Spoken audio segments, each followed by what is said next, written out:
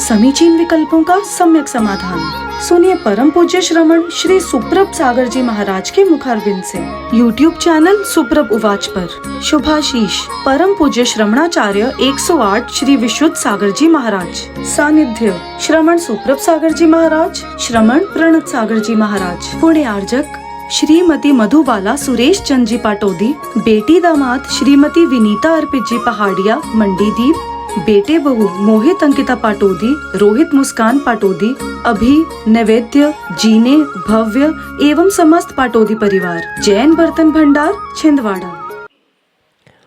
ओम नमः सदेभ्य। पंच परमिष्टि भगवान की जय। परम पूज्य आचार्य भगवंत गुरुवर विशुद्ध सागर जी मुनि महाराज की जय। परम पूज्य मुनि श्री सुप्रभ सागर जी महाराज की जय। समीचीन विकल्पों का सम्यक समाधान। सम्यक ज्ञान की वह अलौकिक विधा जो निश्चित ही हमारे जीवन के अज्ञान रूपी अंधकार को दूर करके और हमारे जीवन में सम्यक ज्ञान रूपी ज्योति को ज्योतित करने वाली है, क्योंकि सम्यक ज्ञान ही आत्म कल्याण के लिए कार्यकारी उपाय। परम पूज्य आचार्य भगवंत गुरुवर विशुद्ध सागर जी महाराज के मंगल सुभाषित से परम पूज्य मुनि श्री सुप्रभ सागर जी महाराज द्वारा प्रदत्त वह आत्म कल्याण की अनूठी विधा आप भी जोड़ने का प्रयास करें और अपना समीचीन विकल्प भेजते हुए परम पूज्य मुनि श्री से आगम के परिप्रेक्ष्य में उसका सम्यक समाधान प्राप्त करें। प्रारंभ करते हैं आज का सम्यक समाधान।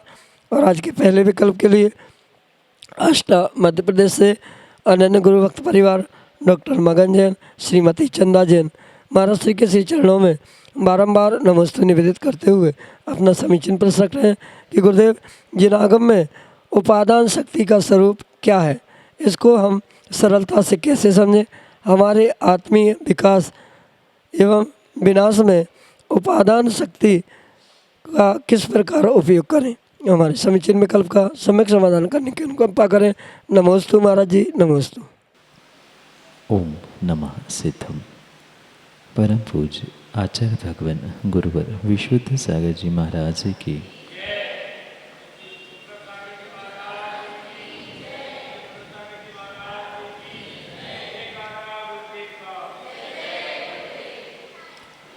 आचार्य भगवान कुंद स्वामी और आचार्य भगवान कुंद स्वामी के ग्रंथों पर टीका करने वाले आचार्यों ने जो आत्मा की अनेक शक्तियां हैं उन्हें 47 शक्तियों के अंतर्गत निहित करने का प्रयास किया और उन आत्मा की 47 शक्तियों में से एक विशेष शक्ति उपादान शक्ति कही जाती।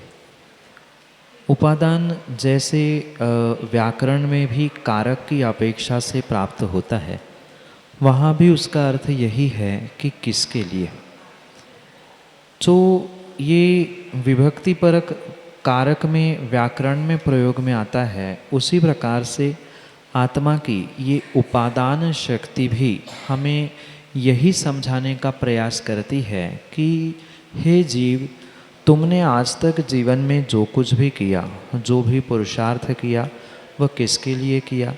अगर तुम्हें अपने स्वयं के उपादान के बारे में यानी स्वयं के आत्मशक्ति के बारे में, भगवत्ता के बारे में बोध नहीं है, तो तुमने आज तक जो कुछ भी किया है वह तुमने किसके लिए किया, ये सिखाने वाली ये उपादान शक्ति है। और यही उपादान शक्ति आत्मीय विकास करने के लिए, आत्मीय अन्वेषण करने के लिए निमित्त बन सकती है, क्योंकि जो शक्ति हमें अपने अस्तित्व का बोध करा रही है, तुमने धर्म किया, पूजा जाप तपस्या आदि जो कोई भी किया, उसके पीछे का आपका उद्देश्य क्या था, उसके पीछे उपादान क्या था। उपादान मैं ही हूँ, बाहर के कितने कैसे ही निमित्त क्यों ना मिले, जो मेरी आत्मीय शक्ति भगवत शक्ति है, यही मेरा उपादान है। और यही उपादान शक्ति से ही मैं अपने आप को भगवान बना सकता हूँ, ये समझाने का प्रयास इस उपादान शक्ति के माध्यम से किया गया है। इसलिए ये उपादान शक्ति एक आत्मा के अस्तित्व को, आत्मा के विकास को और आत्मा को पहचानने के लिए कहीं ना कहीं निमित्त बनती है।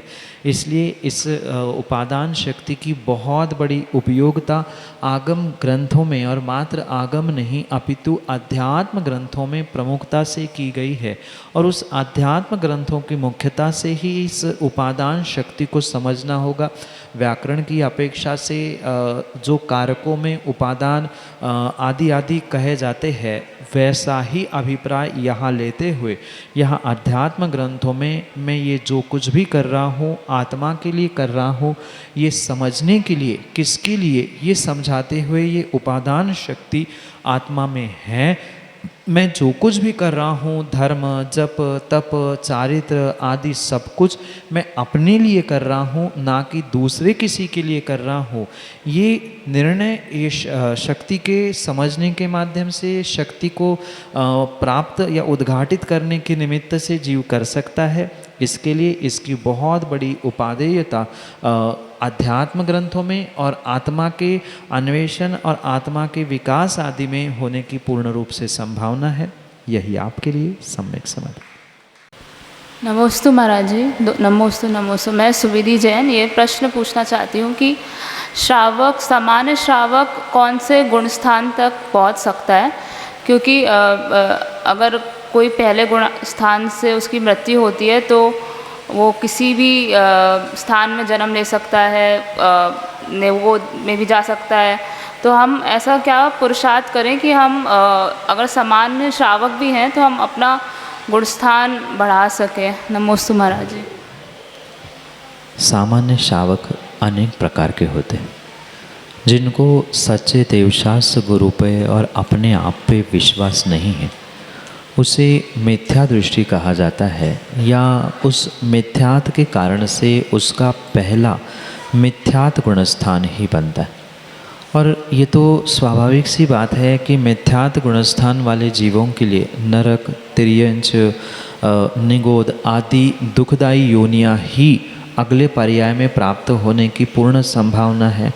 कुछ एक पुण्य के उदय से मिथ्या दृष्टि देवों में भी उनका जन्म होने की संभावना तो हो सकती है, पर वहाँ भी मिथ्यात के साथ होने के कारण से उन्हें दुख ही भोगना पड़ता है।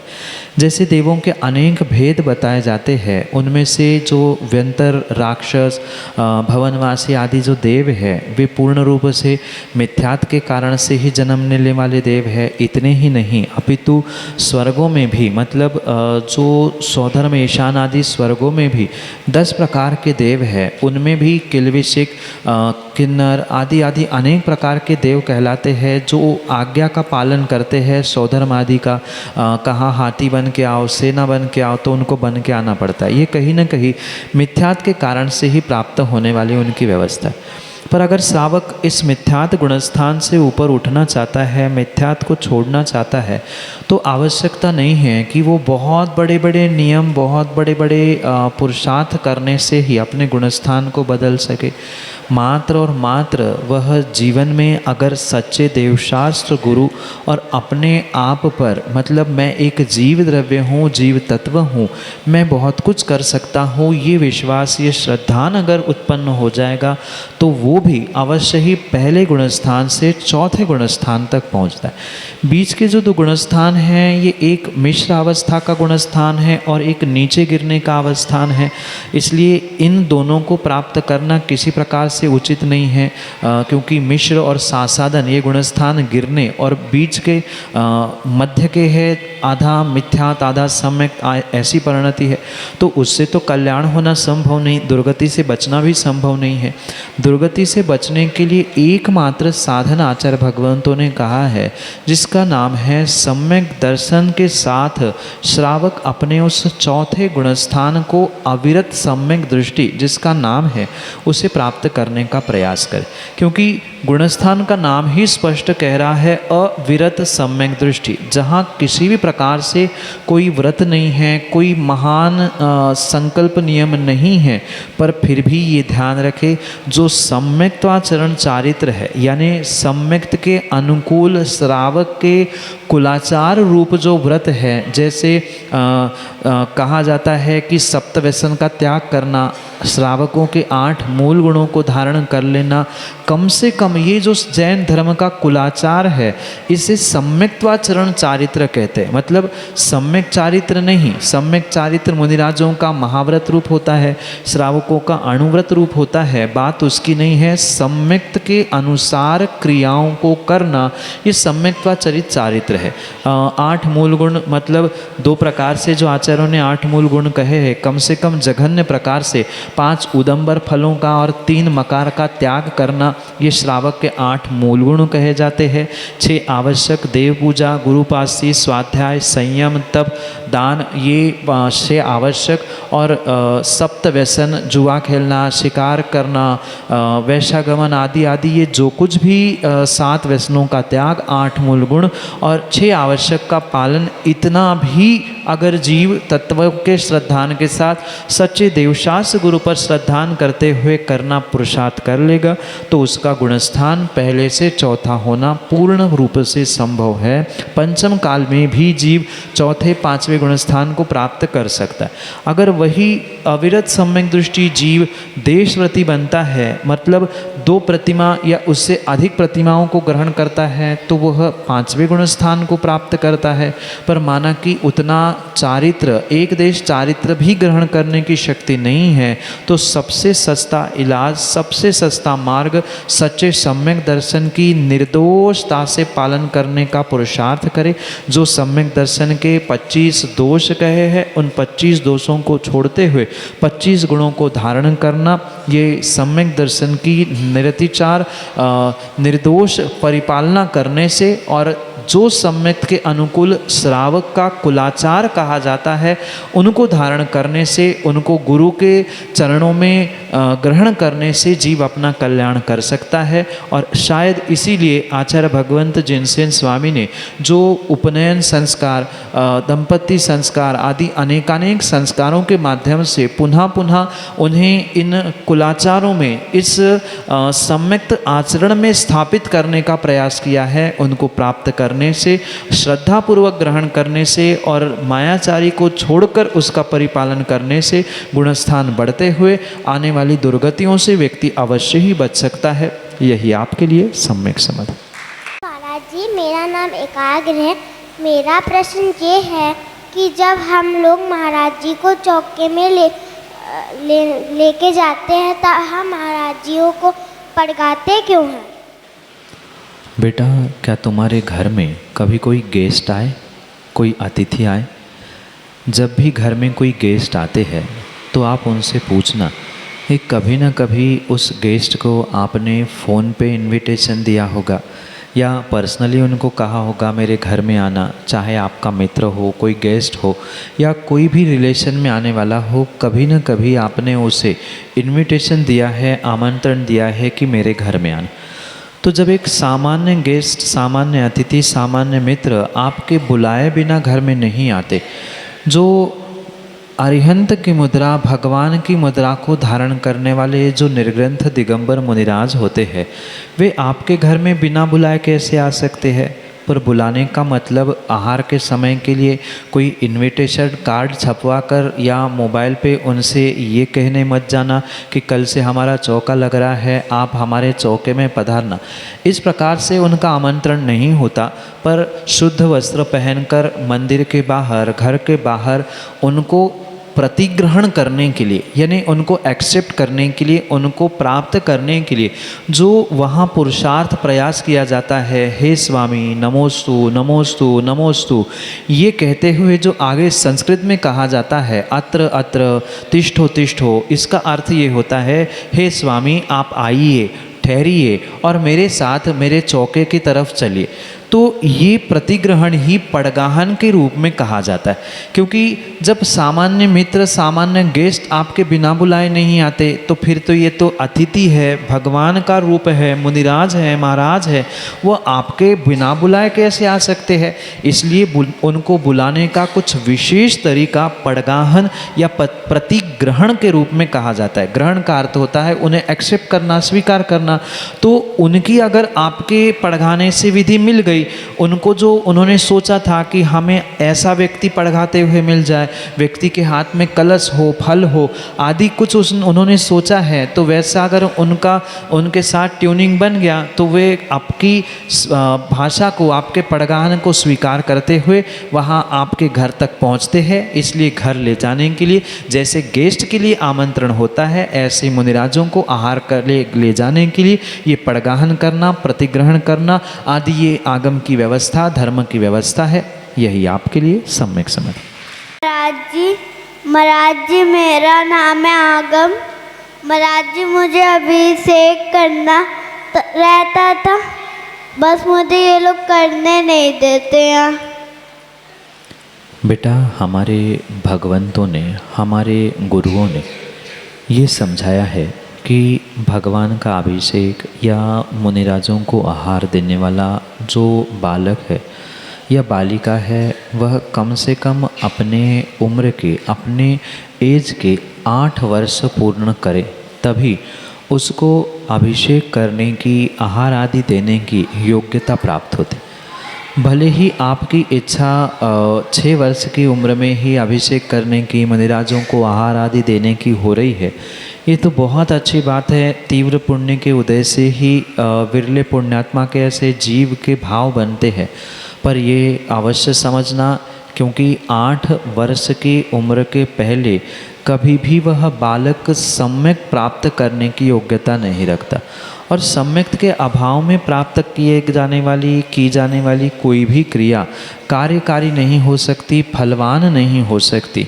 इसलिए आप अभी 2 वर्ष लगभग या 1.5 वर्ष अपने इन भावनाओं को ऐसे ही बना के रख लेना। स्वयं के हाथों से अभिषेक करने का मौका आपको तभी मिल सकता है जब आप 8 वर्ष के होंगे, क्योंकि अभी आपको लगभग 1.5-2 वर्ष लगेंगे 8 वर्ष को होने के लिए। तब तक अगर कोई दूसरा अभिषेक कर रहा है तो उसके साथ आप हाथ लगा सकते हैं। आहार कोई दे रहा है तो आहार में हाथ लगाते हुए आप अनुमोदना भी कर सकते, पुण्य आपको मिलेगा। पर आप अपने हाथों में कलश लेकर या चम्मच आदि लेकर आहार देना, अभिषेक करना 8 वर्ष के उपरांत ही कर सकते हो। उसके पहले बालक होने के कारण से हो सकता है कुछ कलश करते हुए भूल हो जाए, श्रद्धा ना होने के कारण से पूर्ण रूप से पुण्य ना मिले। इसलिए कहीं ना कहीं आपको उम्र कम होने के कारण से अभिषेक करने के लिए घर परिवार के और समाज के सभी जन मना करते हैं। यही आपके लिए सम्यक समझ। नमोस्तु महाराज जी, नमोस्तु महाराज जी। मेरा नाम प्रमेश जैन है। मेरी धर्मपत्नी अभी अमेरिका में है। उनका ये प्रश्न है महाराज जी, अगर आप कहें तो मैं उस प्रश्न को उनके वॉइस के द्वारा भी कर सकता हूँ। महाराज जी के चरणों में नमोस्तु नमोस्तु नमोस्तु। ये मुनि श्री ओवर थिंकिंग से कैसे बचें और अपना आत्मबल और मनोबल कैसे बढ़ाएं? नमोस्तु महाराज जी, नमोस्तु महाराज। वास्तव में आज के बहुत सारे व्यक्तियों की ये एक जटिल समस्या है ओवर थिंकिंग की। और जहाँ ओवर थिंकिंग है वहाँ कभी भी मनोबल, आत्मबल बढ़ने की संभावना नहीं, क्योंकि व्यक्ति ओवर थिंकिंग में अनावश्यकता से एक ही विषय पर पुनः पुनः सोचने का प्रयास करता है, जिससे हल कुछ भी नहीं निकलता और पुण्य भी नष्ट हो जाता है। उस कार्य में वो सफल भी नहीं हो पाता, कोई रिजल्ट सामने आता ही नहीं। ऐसे सिचुएशन को हैंडल करने के लिए कई बार सम्यक समाधान से भी मैंने समाधान देने का प्रयास किया है कि ऐसे सिचुएशन पे सबसे पहले ये निर्णय करने की आवश्यकता है कि क्या मेरे सोचने से कोई काम आज तक हुआ है, नहीं हुआ। जब काम अपने समय पर ही होना है तो अनावश्यक रूप से मैं ओवरथिंकिंग करके क्या प्राप्त कर रहा हूँ ये समझने की आवश्यकता है। अन्यथा पुनः वही विषय लेकर बैठे रहेंगे तो यही ओवरथिंकिंग, टेंशन, डिप्रेशन और हद से ज़्यादा जब बढ़ जाता है तब सुसाइड तक भी पहुँचाने के लिए निमित्त बन जाता है। इसलिए आत्मबल बढ़ाने के लिए, मनोबल बढ़ाने के लिए सबसे पहले ओवरथिंकिंग को स्टॉप करना, बंद करना बहुत आवश्यक है। जैसे कई बार मैं कह चुका हूँ कि जब हमें समझ में आ रहा है कि मैं बहुत ओवर थिंकिंग करने लग गया, तो जिस स्थान पर आप बैठे हैं उस स्थान को छोड़ दें, क्योंकि उन स्थानों की कभी कभी वर्गणाएँ हमें इस कदर प्रभावित करती है। और अनुभव करके देखना, जिन जिन को ओवर थिंकिंग की समस्या है वे इस ऑब्जर्वेशन को करना कि जहाँ एक पर्टिकुलर स्थान है, उस चेयर पर, उस बेड पर, उस कोने में, उस कमरे में, उस स्थान पे पहुँचने पर अपने आप आपका दिमाग उल्टा उल्टा चलने लगता है। तो सबसे पहले उस स्थान को छोड़ने का प्रयास करें। उस स्थान को छोड़ते ही कई बार आपकी विचारधारा, आपकी सोच बदल जाती है और उस स्थान में जो नेगेटिविटी बनी है उस नेगेटिविटी को किसी कारणों से ठीक करने का प्रयास करें। बहुत सारे साधन हैं। वहाँ बैठते समय कपूर की वहाँ कपूर बिखारने से या कपूर डालने से कह दो, या घी का दीपक वहाँ प्रज्वलित करने से, या भक्तामर आदि का पाठ करने से वहाँ की निगेटिविटी, वहाँ की निगेटिव वर्गणाएँ दूर हो सकती है। पहला कारण जैसे मैंने कहा कि जिस स्थान पर बैठकर हमेशा ओवर थिंकिंग होती है उस स्थान को बदलने का प्रयास करें। माना कि उसकी डायरेक्शन कुछ गलत है, कई बार ऐसा होता है, विपरीत दिशा में मुँह करके बैठने से भी ओवर थिंकिंग या नेगेटिव थिंकिंग होती है, तो दिशा चेंज करने का प्रयास करें। अक्सर ये दक्षिण या पश्चिम दिशा में मुँह करके बैठने वालों के साथ ये अधिक देखने में आता है, क्योंकि पूर्व और उत्तर दिशा से पॉजिटिव एनर्जी मिलती है। तो पूर्व या उत्तर दिशा को मुँह करके बैठे। घर में, कमरे में कोई गुरु की, प्रभु की तस्वीर लगाने का प्रयास करें, जिसको देखने से कुछ हद तक आपकी ओवरथिंकिंग कम हो सकती है। माना कि गुरु और भगवान की फ़ोटो लगा नहीं पा रहे हैं, तो जैसे मैंने कई बार पुनः पुनः इन बातों को इसलिए दोहराता हूँ कि जो हमारे पुरानी यादें हैं, बहुत अच्छे कार्य हमने कभी जीवन में किए हैं, चाहे धार्मिक हो, धार्मिक नहीं किए या धार्मिक याद भी नहीं आ रहे हैं, तो दोस्तों के साथ जो हमने पिकनिक मनाई है, वहाँ जाकर जो हमने एक बहुत अच्छी हमारी फ़ोटो, सेल्फी आदि जो कुछ भी ली है, मुस्कुराते हुए हमारी एक फ़ोटो घर में, मकान में, दीवार में लगा दे। जब भी ओवर थिंकिंग या हम नेगेटिविटी की ओर बढ़ते जाएंगे, उस फ़ोटो तस्वीर को देखकर अपने आप को पुनः अच्छे मार्ग पर या अच्छा कुछ करने के लिए प्रवृत्त कर सकते। एक नहीं, ऐसे अनेक साधन ओवर थिंकिंग से बचने के लिए कर सकते हैं। पहला उपाय है अपनी जगह छोड़ दो, वहाँ की नेगेटिविटी को दूर कर दो। तीसरा, अच्छे गुरु, प्रभु, अपने इष्ट का फ़ोटो वहाँ लगा लो। किसी का नहीं मिल रहा है तो अपनी ही फ़ोटो जो बहुत खिलखिलाते हुए, बहुत प्रसन्नचित्त बनी हुई है, उसकी बड़ी फ्रेम बनाकर अपने कमरे में लगा लो। और नहीं लगा पा रहे हैं तो कम से कम मोबाइल के स्क्रीन सेवर पर उसको लगाए, जिससे जितनी बार उसको देखेंगे उतना ही बार हमारा मनोबल, आत्मबल बढ़कर अच्छी बातों को हम स्मरण करेंगे, जिससे जो नेगेटिविटी और ओवरथिंकिंग की समस्या है वह क्षण में दूर होने की संभावना है। यही आपके लिए सम्यक समय। मेरा नाम धीरज जैन, ऐशबाग। मुनिद्वय के चरणों में त्रैबार नमोस्तु नमोस्तु नमोस्तु। कहते हैं योद्धाओं में पुरु का, कि योद्धाओं में पुरु का और पंक्ति में शुरू का और जीवन में गुरु का बड़ा ही महत्व है। महाराज श्री, मेरा प्रश्न अणमुकार मंत्र से संबंधित है कि क्या अणमुकार मंत्र को किसी भी अवस्था में, किसी भी स्थिति में, शुद्ध अशुद्ध अवस्था में क्या पढ़ा जा सकता है? क्योंकि जब हम पूजन की विधि प्रारंभ करते हैं तो उसमें कुछ पंक्तियाँ आती हैं कि अपवित्रा पवित्रो वा सुस्थितो दुस्थितो अपि वा ध्याय पंच नमस्कारम सर्व पापै प्रमुच्युते।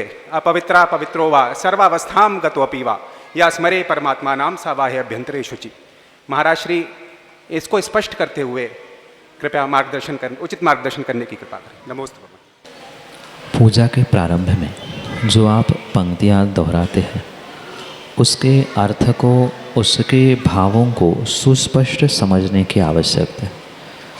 वहाँ स्पष्ट ये लिखा है, सुस्थितो दुस्थितो वापि ध्यायेत पंच नमस्कार, या स्मरेत, ऐसे शब्दों का प्रयोग करते हुए आचार्य भगवंतों ने समझाने का प्रयास किया है कि नमोकार मंत्र या प्रभु का स्मरण आप कभी भी कैसे भी कर सकते हो, पर स्मरण करना, ध्यान करना और पढ़ना, इसमें ज़मीन आसमान का अंतर है। पवित्र, अपवित्र, सुस्थित, दुस्थित आदि में आप प्रभु का ध्यान कर सकते हो, प्रभु का स्मरण कर सकते हो, नमोकार का चिंतन कर सकते हो, पर चिंतन, ध्यान, स्मरण मुख बंद करते हुए अंदर ही अंदर हुआ करता है और पढ़ने का अर्थ उसका उच्चारण है।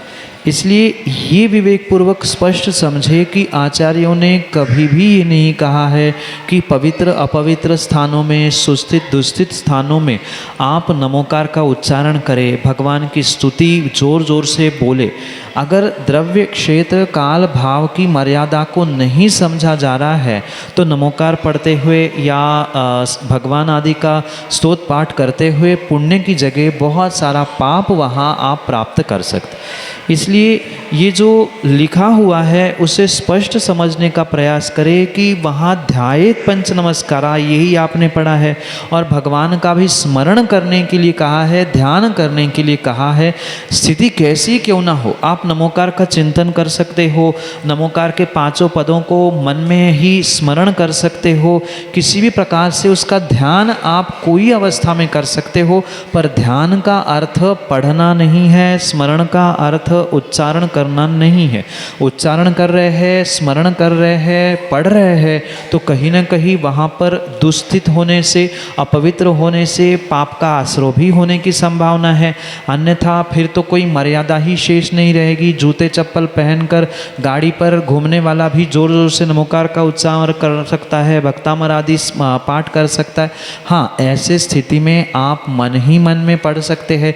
जैसे ट्रेन में, बस में बैठे हैं, वहाँ तो कितनी सारी अशुद्धि होती है और समय है फालतू, तो इधर उधर का सोचने की अपेक्षा से, कर्माश्रय करने की अपेक्षा से वहाँ आप मन में ही मन में चिंतन कर सकते हैं।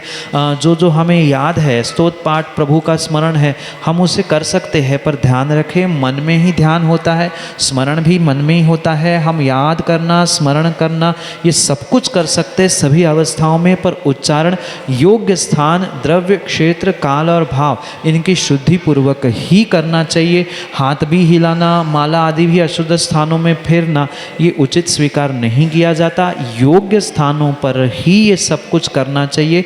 इसलिए नमोकार पढ़ना हो, भगवान की भक्ति स्तोत्र आदि पढ़ना हो तो आपको द्रव्य क्षेत्र, काल भाव आदि की मर्यादा समझनी होगी। पर ध्यान करने के लिए, स्मरण करने के लिए, याद करने के लिए, चिंतन करने के लिए, पवित्र अपवित्र, सुस्थित दुस्थित या कोई भी स्थिति कैसी क्यों ना हो, आप ध्यान, चिंतन, स्मरण आदि कर सकते हैं। यही आपके लिए सम्यक समाधान। समीचीन विकल्पों का सम्यक समाधान सुनिए परम पूज्य श्रमण श्री सुप्रभ सागर जी महाराज के मुखारविंद से।